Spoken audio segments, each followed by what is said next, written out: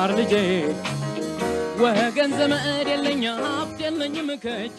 ተማሪዎች እንደምን ሰነበታችሁ? ይህ ከዋሸራ አካዳሚ የሚተላለፍ የ12ኛ ክፍል የስነ ህይወት ትምህርት ፕሮግራም ስርጭት ነው። ባለፈው ፕሮግራማችን ዩኒት 4 ሌሰን 23 ወይም ሌሰን 23ን አይተናል። በዛ ሌሰን ላይ የመጨረሻውን የዩኒትን ቶፒክ ወይም ሰብ ቶፒክ አይተን አጠቃለናል እና ዩኒቱን መጨረሳችንን ተነጋግረን የተለያየ ነው።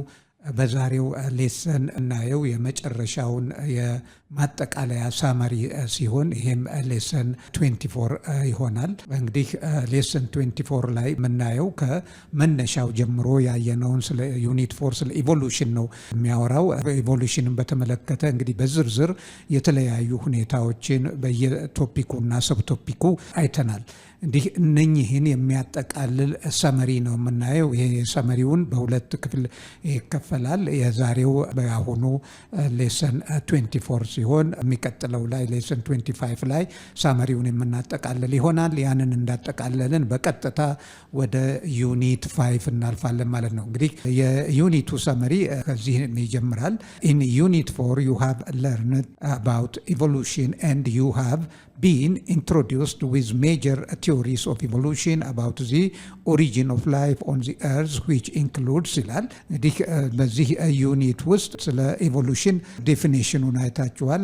ዴፊኒሽኑን ካየን በኋላ ደግሞ የተለያዩ ቲዮሪዎች ስለ ኢቮሉሽን ኦፍ ላይፍ የተሰጡ የተለያዩ ቲዮሪዎችን በተለያየ ፓርት ላይ አይተናል። እንግዲህ እነኚህን ምንን ያጠቃልላሉ ነው which includes ይላል the theory of special creation theory that states life on earth is created by a supreme being ነው የሚለው። እንግዲህ የመጀመሪያው ስለ ፍጡራን አመጣጥ የተቀመጠው ቲዮሪ ማንኛውም ህይወት ያለው ነገር በአንድ ሱፐርናቹራል ፎርስ ወይንም በፈጣሪ የተፈጠረ ነው፣ በሱፕሪም ቢንግ የተፈጠረ ነው የሚል ነው። ይሄ እንግዲህ ቲዮሪ ኦፍ ስፔሻል ክሪኤሽን ውስጥ የሚተነተን ትንታኔ ሲሆን ይሄ በአብዛኛው ከሃይማኖቱ ጋር ተያያዥነት ያለው ቲዮሪ እንደሆነ አይተናል። ቀጣዩ ቲዮሪ ቲዮሪ ኦፍ ስፖንታኒየስ ጄኔሬሽን ነው። እንግዲህ theory of spontaneous generation is a disproved theory which states life arises from non-living matter። እንግዲህ የtheory of spontaneous generation ምንድን ነበረ የሚለው የሚያትተው ምቹ ሁኔታ እስካለ ድረስ ህይወት ያለው ነገር ህይወት ከሌለው ነገር ዴቨሎፕ ሊያደርግ ይችላል የሚል ትንታኔ ነው የሚሰጠው። ይሄ ትንታኔ ግን ዲስፕሩቭድ ሆናል። ይሄ ትንታኔ ዲስፕሩቭድ የሆነው በፍራንሲስኮ ሬዲ በመጨረሻም በሉዊ ፓስቸር እንዴት ዲስፕሩቭድ መሆን እንደቻለ አይታችኋል እና ይሄ ዲስካርድድ ቲዮሪ ነው። ሌላኛው ቲዮሪ ኢተርኒቲ ኦፍ ላይፍ ቲዮሪ ነው። ይሄ እንግዲህ ኢተርኒቲ ኦፍ ላይፍ ቲዮሪ ደግሞ ምን ይላል? that states life have existed forever and will continue existing forever and no origin is required። እንግዲህ ህይወት ያለ የነበረ የሚኖር እንጂ መፈጠር ስለ ማፈጣጠር የምናወራው የምንለው ነገር የለም፣ ያለ የነበረ የሚኖር ነው የሚለው እንግዲህ ቲዮሪ ኦፍ ኢተርኒቲ ኦፍ ላይፍ። ሌላኛው ኮስሞዞዋን ቲዮሪ ነው። እንግዲህ ኮስሞዞዋን ቲዮሪ ደግሞ it states from life forms or organic molecules needed for the origin of life are brought to the earth by meteoroids and comets። ይሄኛው ቲዮሪ ደግሞ ይሄ ኮስሞዞዋን ቲዮሪ ደግሞ ምንድነው የሚያትተው? የህይወት ፓርቶች ወይንም ህያዋን ሞለኪውሎች ከሌላኛው ዓለም በሜትሮይድስ ወይንም በኮሜትስ ወደዚህ ወርደው እዚህ ውስጥ ዴቨሎፕ ያደረጉ ናቸው ነው የሚለው። ይሄ ኮስሞዞዋን ቲዮሪ ያንን ያትታል ማለት ነው። እንግዲህ ይህንን በዝርዝር አይተናል። ሌላው ቲዮሪ ደግሞ ባዮኬሚካል ኦሪጂን ቲዮሪ ነው። ይሄ ባዮኬሚካል ኦሪጂን ቲዮሪ ደግሞ አኮርዲንግ ቱ ዚስ ቲዮሪ ላይፍ ኢዝ ኦሪጂኔትድ አዝ ኤ ሪዘልት ኦፍ ባዮኬሚካል ሪአክሽንስ creating first organic molecules and which then evolved into pre-cell and then into a cell። እንግዲህ በዚህ በባዮኬሚካል ኦሪጂን ቲዮሪ መሰረት መጀመሪያ የሞለኪውሎች የኮምፓውንዶች ኢቮሉሽን ነው የተካሄደው። በዚህ ሂደቱ ውስጥ ኦርጋኒክ ሞለኪውሎች ተፈጠሩ ከኢንኦርጋኒክ ኦርጋኒክ ሞለኪውሎች። ኦርጋኒክ ሞለኪውሎች ደግሞ ለፕሪሴሎች ሴል መሰል ስትራክቸሮች ለመፈጠር መንስኤ ሆኑ። እነኚህ ሴል መሰል ስትራክቸሮች ደግሞ ወደ ሴሎች ተቀየሩ። በዚህ መልክ ነው ህይወት ዴቨሎፕ ያደረገው ነው የሚለው ይሄ የባዮኬሚካል ኦሪጂን ቲዮሪ። እንግዲህ ይሄንን ቲዮሪ ተንተርሶ እንግዲህ ሳይንቲፊክ ቲዮሪ ነው፣ ሳይንቲስቶች ናቸው ይሄንን ቲዮሪ ያስቀመጡት። ማንኛውም ነገር ሳይንስ ነው የምንለው በተጨባጭ በኤክስፐሪመንት መረጋገጥ በሚችልበት ጊዜ ነው።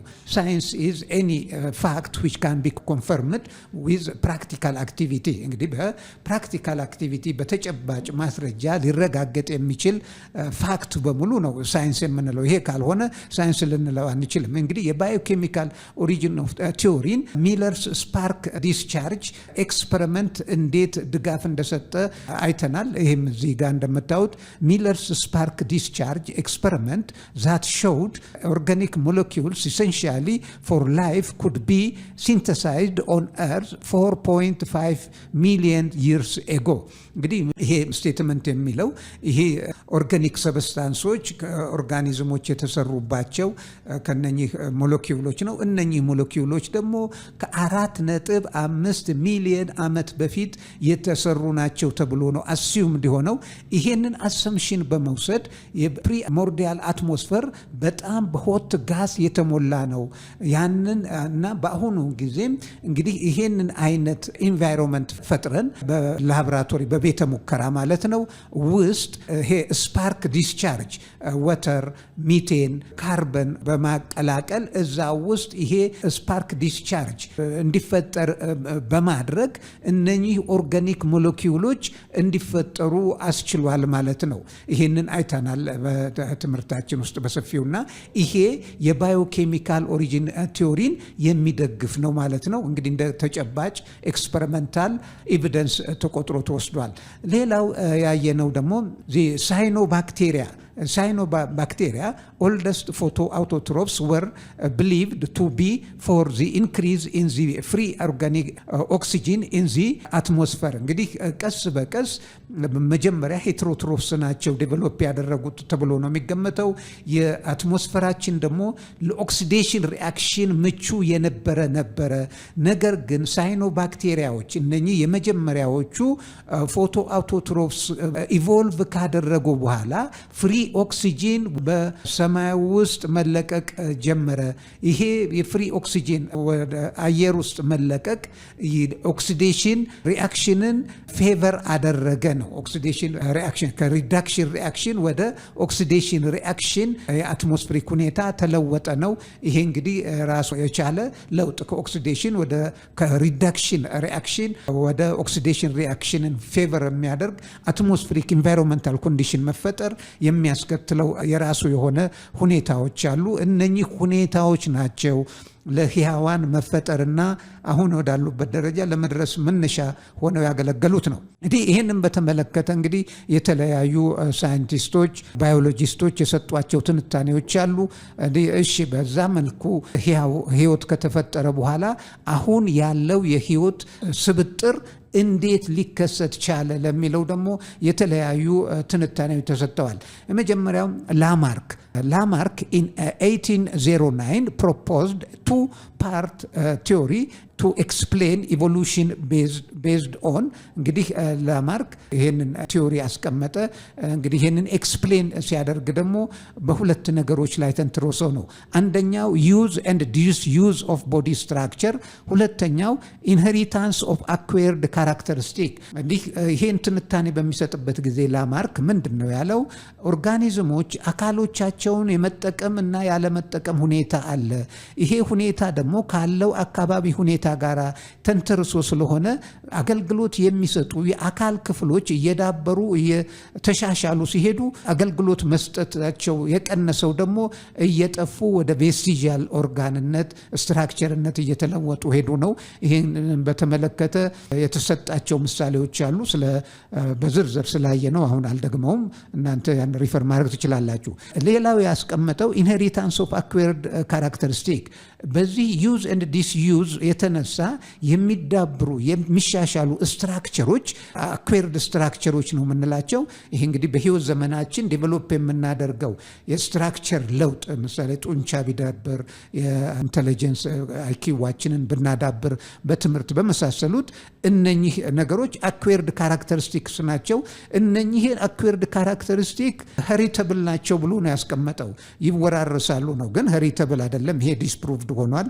እንግዲህ እነኚህን በማስቀመጥ አሁን ያሉት ሕያዋን በሙሉ ለመፈጠር እና በአሁኑ መልክ ሊኖሩ የቻሉት በዚህ ሁኔታዎች ውስጥ በማለፋቸው ነው የሚል ነው ላማርክ በ1809 ያስቀመጠው።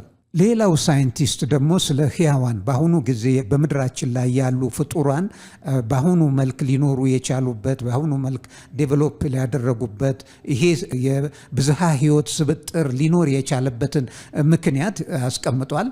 ዳርዊን in 1859 proposed the theory of natural selection based on a struggle for existence, natural variation in offsprings።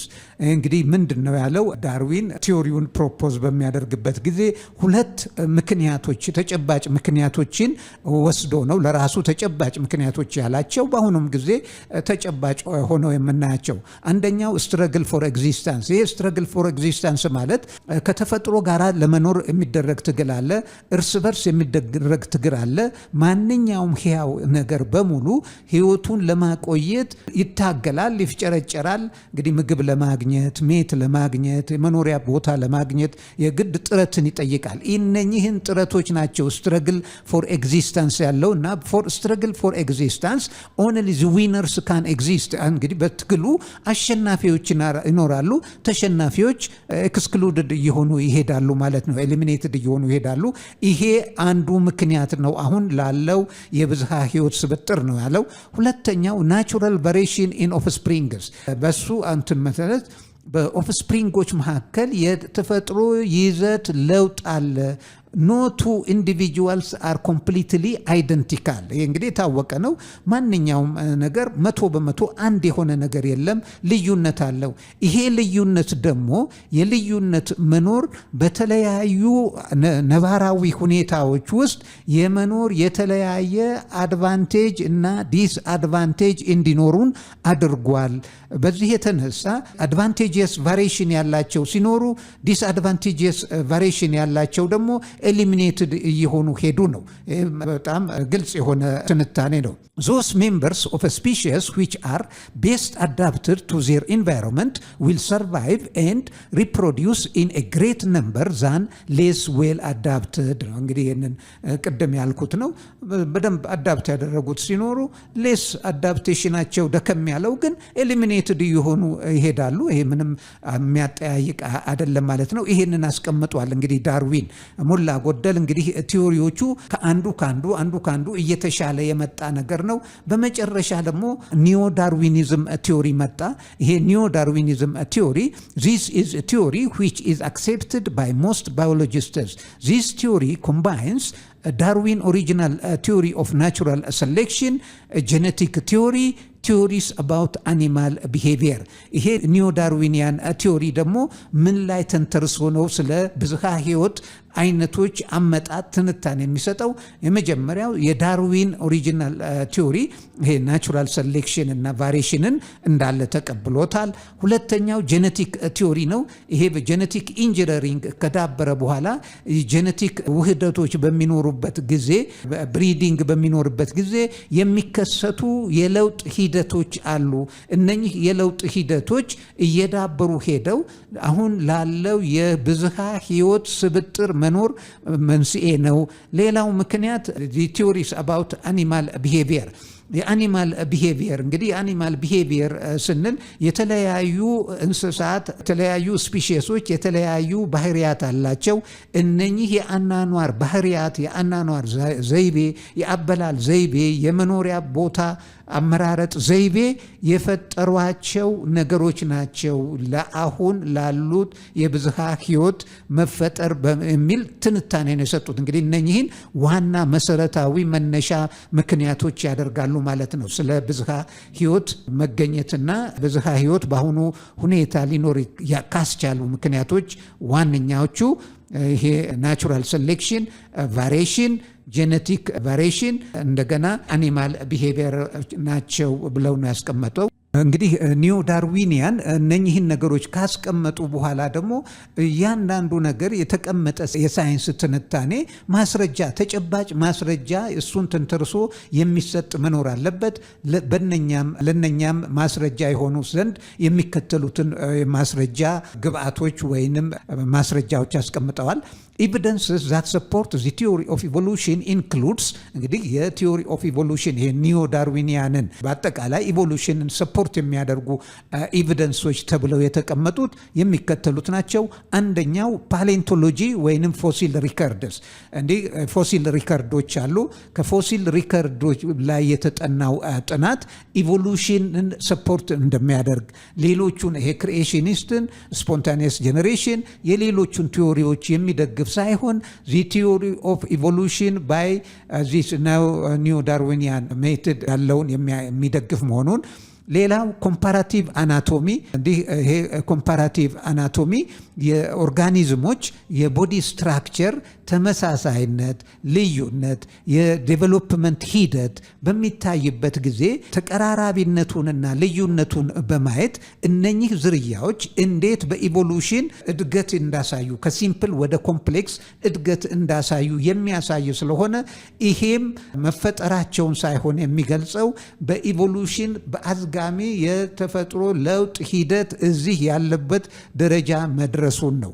ፓሌንቶሎጂም የሚያሳየው ያ ነው። እንግዲህ እስካሁን ድረስ የተገኙ ቅሪተ አካሎች በእድሜያቸው አንጻር በሚታዩበት ጊዜ ፕሮግሬሲቭ የሆነ የለውጥ ኮምፕሌክስ ፍሮም ሲምፕል ቱ ኮምፕሌክስ የለውጥ ሂደት ነው የሚያሳዩት። ይሄ ደግሞ ሂደት የሚደግፈው ኢቮሉሽንን ነው እንጂ ክሪኤሽንን አይደለም ነው። ሌላው ኮምፓራቲቭ ኤምብሪዮሎጂ እንዲህ ኮምፓራቲቭ ኤምብሪዮሎጂ ላይ ያየነው ምንድነው? ኦርጋኒዝሞች በሚጸነሱበት ጊዜና ጽንሱ አድጎ ዳብሮ ዴቨሎፕ እስከሚያደርግበት ጊዜ የሚያሳየው ዴቨሎፕመንታል ሂደት አለ።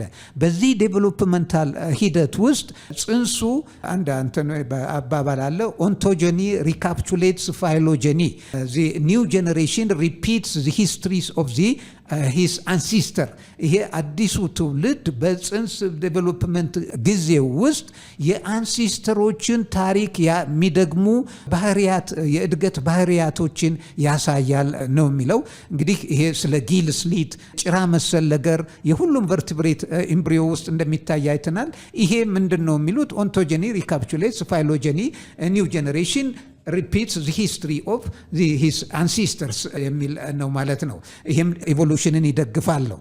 ሌላው ኮምፓራቲቭ ባዮኬሚስትሪ እንግዲህ ባዮኬሚስትሪ ጋር በምትመጡበት ጊዜ የኦርጋኒክ ኮምፖዚሽን ኦፍ ሊቪንግ ኦርጋኒዝም ብዙ ኦርጋኒክ ኮምፓውንዶች አሉ በህያዋን ውስጥ ያሉ ከሴል አንስታችሁ እስከ መልቲ ሴሉላር ኦርጋኒዝም በምትሄዱበት ጊዜ ሴሉ ውስጥ ያሉ እንደዚሁም በተለያዩ ቦዲ ስትራክቸር ውስጥ ያሉ ሴሎችም ከቲሹ ፎርም ያደርጋሉ። ቲሹ ኦርጋን ፎርም ያደርጋል። ኦርጋን ሲስተሙ ኦርጋኒዝሙን ፎርም ያደርጋል። እንግዲህ በእነኚህ ውስጥ የምናያቸው ባዮኬሚካል ኦርጋኒክ ሞለኪውሎች አሉ።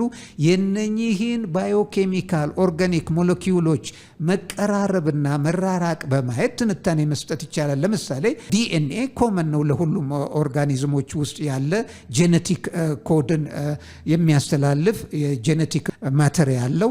ይሄ ዲኤንኤ ይዘት በምናይበት ጊዜ ከኦርጋኒዝም ወደ ኦርጋኒዝም ስናይ ተቀራራቢ ስፒሺሶች ጋር ተቀራራቢ ይዘት ሲኖረው የተራራቁት ጋር ደግሞ ደግሞ የተራራቀ ይዘት ነው ያለው።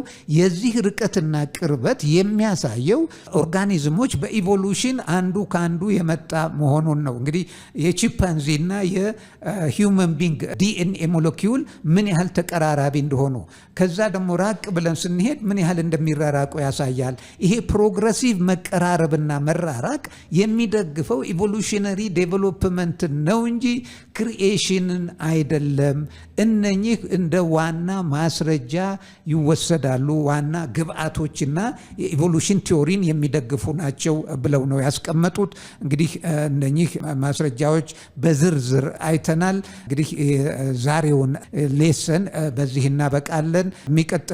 በሚቀጥለው የምናጠቃለል ሲሆን እስከዛው ድረስ ተማሪዎች ይህንን ትምህርቱ ለሌሎች ተማሪዎች ተደራሽ ይሆን ዘንድ ሰብስክራይብ፣ ላይክ እና ሼር ማድረግ አትርሱ።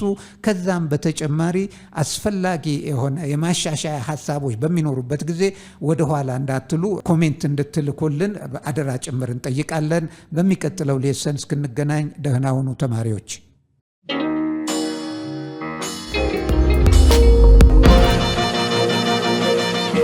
ፀሐይ ነው ላስተማረ ሰው ግን ቀኑ ጨለማ